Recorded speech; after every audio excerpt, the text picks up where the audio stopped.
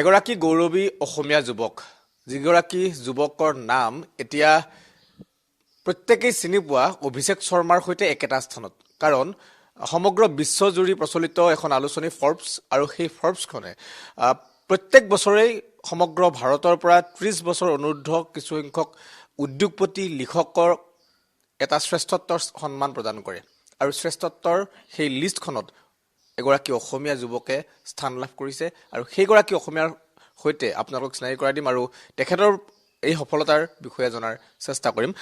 পোনপ্ৰথমে আপোনাক অভিনন্দন জ্ঞাপন কৰিছোঁ।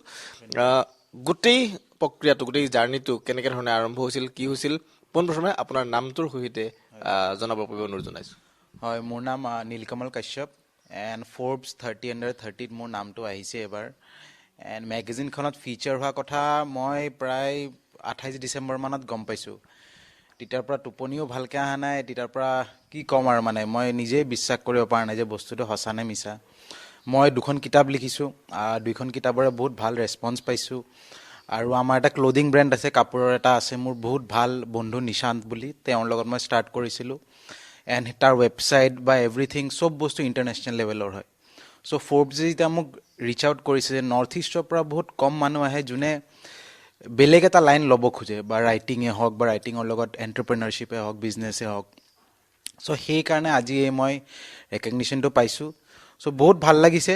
মই অসমবাসী ৰাইজ ভাৰতবাসী ৰাইজ চবকে মই ধন্যবাদ দিব খুজিছোঁ। মোৰ মা মোৰ বাইদেউ দেউতা যিমান লগ বন্ধু চবেই সহায় কৰাৰ কাৰণে আজি এই পৰিস্থিতিটো আহি পৰিছে, কাৰণ নহ'লে অকলেতো আমি একো কৰিব নোৱাৰোঁ। চ' বহুত বহুত ভাল লাগিছে। এতিয়াও বিশ্বাস কৰিব পৰা নাই বস্তুটো, কিন্তু সেয়াই আৰু বহুত বহুত ভাল লাগিছে। অসমৰ দৰে এটা ঠাই য'ত আমি প্ৰত্যেকটো সময়তে কেৱল চৰকাৰী চাকৰিৰ পিছত বেছি দৌৰি থকা যায়, বিভিন্ন সময়ত আমি চৰকাৰক কেতিয়াবা দোষাৰোপ কৰোঁ যে নিবনুৱা সমস্যা সমাধান কৰিব পৰা নাই, কিন্তু তাৰ পিছতো আপোনাৰ মনত এনেকুৱা ধৰণৰ চিন্তা এনেকুৱা ধৰণৰ সৃষ্টিৰাজি এটা কাপোৰৰ ব্ৰেণ্ড এটা নতুনকৈ আৰম্ভণি কৰা বা কিতাপ লিখি নিজক প্ৰতিষ্ঠা কৰা, এই ধৰণৰ চিন্তাবিলাক ক'ৰ পৰা কেনেধৰণে আপুনি উদ্ভাসিত হৈছিল? ময়ো অসমৰ নৰ্মেল ল'ৰাৰ নিচিনাই আছিলোঁ, কাজিয়া লাগি থাকোঁ বা ইটো সিটো কৰি থাকোঁ, কিন্তু মোৰ মায়ে মোক এদিন ক'লে যে চাবা জীৱনত তোৰ তাত এতিয়া 2টা ৰাস্তা আছে, ইয়াতে তই নিজে কিবা এটা কৰ, ইয়াতে তই গোটেই জীৱনভৰ আমাৰ ভৰসাত থাকি কিনে মানুহক যাই কিনে তই কথাবোৰ ক'ব পাৰ। চ' মই তেতিয়া ৰিয়েলাইজ কৰিলোঁ যে হয়, মই নিজৰ ৰাস্তা মই নিজে ল'ব লাগে। আৰু আজি 2022-21 পৰা সদায় ৰাতি 9টাত শুমে, যিমান যি হ'লেও ৰাতিপুৱা 4:30টাত উঠিমে আৰু নিজৰ কামখিনি ধুনীয়াকৈ লিখা হওক বা বিজনেছৰ হওক বা নিজৰ ফিটনেছ ৰিলেটেড চব কামখিনি কৰি গৈ আছোঁ। এণ্ড যিমান লগ বন্ধু আছে যাৰ এনভাইৰনমেণ্টটো ইমান এটা পজিটিভ নহয় সেইবোৰো মই এৰি দিছোঁ। চ' বহুত ভাল লাগিছে এণ্ড অসমৰ বহুত পটেঞ্চিয়েল আছে। আমাৰ কাপোৰৰ কোম্পানীটো মই আৰু মই বন্ধুৱে ইটো ভাবিয়ে আৰম্ভ কৰিছোঁ যে আমি কৰ্পৰেট ছেক্টৰটো যদি অসমত ষ্টাৰ্ট কৰিব পাৰোঁ, ল'ৰা ছোৱালী বহুত এটা ডাঙৰ স্ক'প পাব। আমাৰ ব্ৰেণ্ডটো আজি ইণ্টাৰনেশ্যনেল লেভেলৰ ব্ৰেণ্ড বনি যাব উইদিন নেক্সট 2-3 বছৰত। আৰু কিতাপবোৰো মোৰ ইণ্টাৰনেশ্যনেল বেষ্ট চেলিং তাহাঁতে কৈছে পটেঞ্চিয়েল আছে। চ' বহুত ভাল লাগিছে যে ইয়াৰ পৰা মই এনেকৈ ফৰ্বছৰ মেগাজিনত পাইছোঁ এটা অপৰচুনিটি। চ' বিৰাট ভাল লাগিছে আৰু বস্তুটো। আপোনাৰ যিটো কোম্পানী কাপোৰ কোম্পানী সেই কোম্পানীটো এতিয়া চেন্নাইত আছে, কেতিয়ালৈকে অসমলৈ আহিব? অসমৰ মানুহে কেতিয়া জানিব পাৰিব যে এজন অসমীয়াৰ আচলতে সৃষ্টি এজন অসমীয়াৰ চিন্তাৰ পোচাক আমি অসমীয়াই আজি পৰিধান কৰিব পাৰিছোঁ, এয়া আমাৰ থলুৱা বুলিও কোনোবাই হয়তো গৰ্ব অনুভৱ কৰিব। কেতিয়াৰ পৰা পাৰিব এই অনুভৱ কৰিবলৈ? আমি আশা কৰিছোঁ নেক্সট 12 বা 24 মাহৰ ভিতৰত আমি গভৰ্ণমেণ্টৰ পৰা গ্ৰাণ্টটো, কাৰণ গভৰ্ণমেণ্টে আজিকালি বহুত অপৰচুনিটি দিয়ে, আপোনাক বহুত গ্ৰাণ্টৰ বহুত অপৰচুনিটিজ দিয়ে। চ' গভৰ্ণমেণ্টৰ যদি গ্ৰাণ্টটো এপ্ৰুভ হৈ যায় তেনেহ'লে আমি নেক্সট 12 to 24 মান্থছ বা 12-24 মাহৰ ভিতৰত আমি ফেক্টৰীটো ইয়াতে ছেট আপ কৰি অফিচো ইয়াতে ষ্টাৰ্ট কৰিম। তেতিয়া অসমতে এটা পূৰা হোম গ্ৰ'ন এটা ব্ৰেণ্ড হৈ যাব আৰু ল'ৰা ছোৱালী নিজে কামো কৰিব পাৰিব অসমীয়া হিচাপে। চ' আমি সেইটো আশা ৰাখিছোঁ। আৰু কিতাপ মোৰ 3 নম্বৰ কিতাপখন এডিটিং চলি আছে, বম্বেৰ পাব্লিশ্বাৰ হয়। চ' বহুত বেলেগ ধৰণৰ এটা স্ক'প দিছে তাহাঁতে। মই দিল্লী গৈ আছোঁ ইণ্টাৰনেশ্যনেল বুক ফেয়াৰত, তাতে মোক ইনভাইট কৰিছে। চ' বহুত ভাল চলিছে জীৱন এইকেইটা পৰিস্থিতিত আৰু বহুত হোপফুল যে নেক্সট 24 বা 30 মাহৰ ভিতৰত কোম্পানী বা everything will be here in Assam.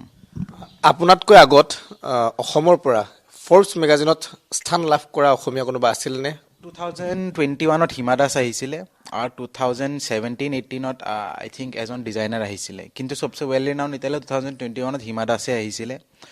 চ' তেওঁৰ হিচাপততো আমি একোৱে নহয়, কিন্তু ভগৱানে দিছে আৰু বস্তুটো চ' সেইটোৱে বহুত বহুত ধন্যবাদ আৰু সেইটো বহুত ভাল লাগিছে আমি বেছি দীঘলীয়া নকৰোঁ সদৌ শেষত যিহেতু এগৰাকী অসমীয়া যুৱ প্ৰজন্মৰ প্ৰতিনিধি হিচাপে ইমানখিনি সফলতা গতিকে সেই সফলতাৰ বাবে অসমবাসীক উদ্দেশ্যি হয়তো দুটা কথা ক'ব মন যাব বা অসমৰ যুৱ প্ৰজন্ময়ো আপোনাৰ দৰে আগবাঢ়ি যোৱাটো আপুনিও নিশ্চিতভাৱে বিচাৰিব গতিকে অসমৰ যুৱ প্ৰজন্মৰ প্ৰতি আপোনাৰ কিবা আহ্বান থাকিব মই ক'ব খোজোঁ যে বম্বে দিল্লীৰ মানুহে যি কাম কৰিব পাৰে সেইটো আমিও পাৰোঁ আমাৰ পটেনচিয়েল আছে আমি খালি নিজৰ ওপৰতে বিশ্বাসটো ৰাখিব লাগিব বেলেগে কি কয় সেইটো মেটাৰ নকৰে মই মোৰ বিষয়ে কি ভাবোঁ আপুনি আপোনাৰ বিষয়ে কি ভাবে সেইটো বহুত দৰকাৰী হয় আৰু বহুত মানুহে বহুত কথা ক'ব কিন্তু তুমি যদি নিজৰ বিশ্বাস ৰাখা নিজৰ যদি কামত বিশ্বাস ৰাখা শ্ৰদ্ধা ৰাখা দেন এনিথিং ইজ পচিবল আৰু সেইটোৱে মই ক'ব খুজিছোঁ আপোনাক ধন্যবাদ জ্ঞাপন কৰিছোঁ আমি এবাৰ আপোনাৰ মাৰ ওচৰলৈ যাব চেষ্টা কৰিম পুত্ৰৰ এক বৃহৎ সফলতা বুলি কৈছোঁ যদিও পিতৃ মাতৃয়ে